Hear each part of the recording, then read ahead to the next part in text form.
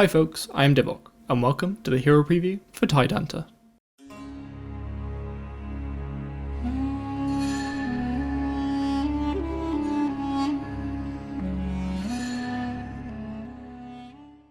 If you want to get revenge on Kunkka, or just generally never die, then you need to be playing Tidehunter in Artifact. I rise again from the deeps. Tidehunter, the Leviathan, was once the champion of the Sunken Isles, the greatest fighter known to the warring tribes of the deep. However, he grew tired of the politics, and has since ventured out to claim his own deep space, sinking any ship that comes his way in the name of his god, Melroraon the Tentacular. He also has a particular hatred for Kunkka, his mortal enemy. The two have been at odds for so long now, neither recalls why the rivalry began. Tidehunter is a 2 attack, 1 armor and 18 health red hero. With just 2 attack, Tidehunter is in the same league as Crystal Maiden and Earthshaker, and marks the first non-blue hero to have 2 or less attack. However, Tidehunter is not an aggressive hero. More than any other hero we have seen so far, he is designed to be a presence more than a direct threat. With 1 armor and a massive 18 health, only Phantom Assassin can kill him in 2 hits. Nothing has a chance in 1.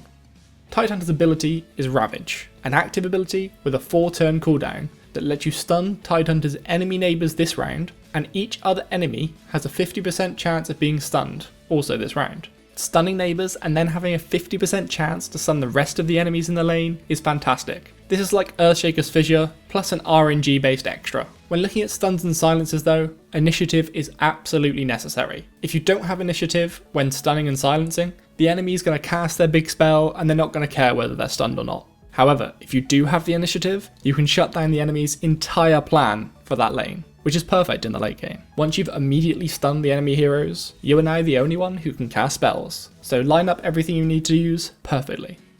Tidehunter's premier spell is Kraken Shell. For 1 mana, modify a red hero with +1 armor. Also, get initiative. Firstly, 1 armor for 1 mana isn't terrible. If you use this on Tidehunter or Legion Commander for example, they start taking 0 damage from creeps. But more importantly, this gives you initiative. This effectively resets the turn state. So say you're in lane 1, the enemy played a spell, you played your first card, the enemy returned by playing another card, and now you play Kraken Shell. You will now have the option to take another turn. You can use this to set up for things like Duel or Berserker's Call without interruption, if you need to get that +1 armor on a hero first. However, the better use is when you need initiative in the next lane. So in our current scenario, you can use this, immediately pass, and you will be going first in the next lane, allowing you to set up for perfect combinations ahead of time.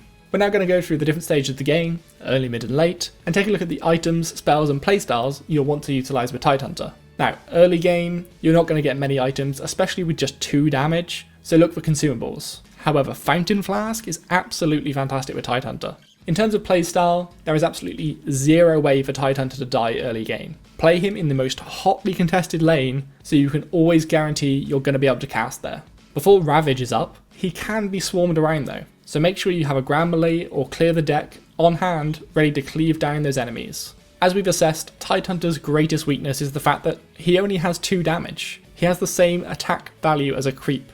So, the red spell Combat Training makes sure that he can not only just kill creeps, but that he's also an actual persistent threat on the battlefield. In this same vein, Magnus's green premier spell card, Empower, is a fantastic 4 mana spell that grants +3 attack and +3 cleave, which can actually start to turn Tidehunter into a bit of a threat himself. Also, of course, don't forget Kraken Shell. You can use it to buff up your armor, although you should probably be looking to use a leather armor instead if you can, as initiative manipulation in the mid to late game is amazing. Moving into the mid game, if you still only have 1 armor, Tidehunter might be relatively low on health now. Buff him up if the lane he's in is active. Otherwise, if the lane has been won or has already been lost, then TP him to another lane, or let him die and move him to another lane, and get ready for that Ravage. For mid game items, Red Mist Maul is fantastic on Tidehunter, because it adds consistent siege damage to a hero that's basically always going to be on the board. Stonehall Pike, Plate and Cloak are also fantastic on Tidehunter, because these add stats for every single round of combat you survive, and with 18 health you're not going down anytime soon. In terms of mid-game spells, Enrage and Poise to Strike can help Tide deal with bigger high-value targets, despite having low base attack. However, if you're concerned about your positioning for your Ravage, then look to Blue's Cunning Plan or Green's Rebel Decoy, or items like Phase Boots, to ensure you're in the right place at the right time for that massive Ravage play. Finally, in the late game, Tidehunter is no longer super invincible anymore, but he is still Red's best chance at casting, so keep Tidehunter in the heart of the action. For armor and health items, you want to look to utility, because he's already naturally very defensive. So you can pick up a Shiva's Guard for -2 attack on the armor slot, and of course a Horn of the Alpha for the health slot, allowing you to spawn that 14-0-14 Thunderhide pack. If gold is a problem, Book of the Dead is also a nice addition, because Tidehunter will always be there to claim charges. For late game spells, there is no better red late game spell than Time of Triumph. With Time of Triumph, even just one, Tidehunter actually becomes a strong hero. But imagine 2 or 3 on him, he is not only now hitting hard, but he is completely unstoppable. And finally, and I can't stress this enough, abuse the initiative control from Kraken Shell late game. The absolute epitome of how to use this is if you see the enemy setting up for a massive late game spell, like an Echo Slam or a Thunder God's Wrath, use Kraken Shell, pass into the new lane so you've got initiative, and hopefully you've got a red hero lying in wait to use Duel or Berserker's Call to knock out the enemy casters before they can do anything. With just a measly 2 attack though, Tidehunter cannot do this alone. Legion Commander and Axe are perfect partners, because they need the initiative for Duel and Berserker's Call, and they bring extra attack, which as we've analysed, Tidehunter is definitely missing. Red aren't the only colour that can benefit from this though. Tidehunter granting initiative can also be fantastic for blue casters, as you can prepare initiative in the previous lane, ready to take control of it in the next lane. So look at heroes like Zeus, Luna, Earthshaker and Skywrath Mage, who really need to get that perfect spell off. Tidehunter generally looks good in control decks too, thanks to Ravage and being able to give initiative, ready to control down enemy heroes. In terms of enemies for Tidehunter, Phantom Assassin can 2-shot him, but failing that, Coup de Grace is the only hero condemn spell we know of so far. For 6 mana, kill this 18 health Juggernaut. As we alluded to before, pre-Ravage, Tidehunter is a little bit susceptible to Swarm as well, which means Lycan is his other big enemy, not only buffing units either side of him, but also having a Savage Wolf spell, which gains 2 health a turn, so Tidehunter physically can't kill it without any help. Generally, any way to ignore Tidehunter or his lane, whether that be through mobility or siege or swarm, is a big counter to him, and you need to look to build around that elsewhere.